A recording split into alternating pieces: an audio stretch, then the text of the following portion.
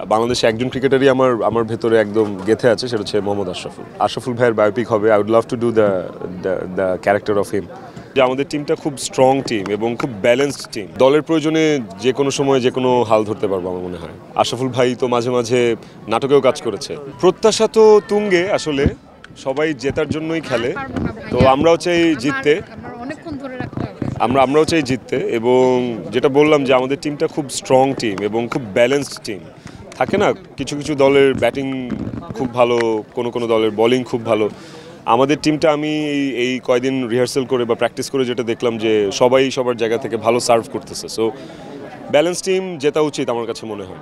আমি basically batting allrounder. আমি ব্যাটিংটাই করতে বেশি স্বাচ্ছন্দ্য বোধ করি, পাশাপাশি বোলিংও করি। তো দলের প্রয়োজনে যে কোনো সময় যে কোনো হাল ধরতে পারবো আমার মনে হয়।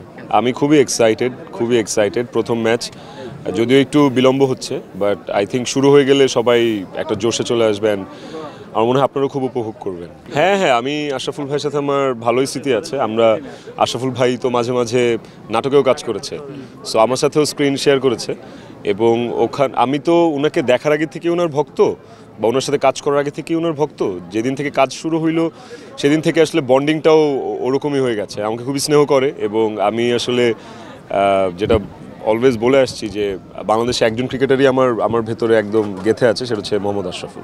না, বায়োপিক নিয়ে, আশরাফুল ভাইয়ের বায়োপিক নিয়ে কোনো কথা হয়নি। বাট হ্যাঁ, যদি কখনো এমন হয় যে আশরাফুল ভাইয়ের বায়োপিক হবে, I would love to do the character of him.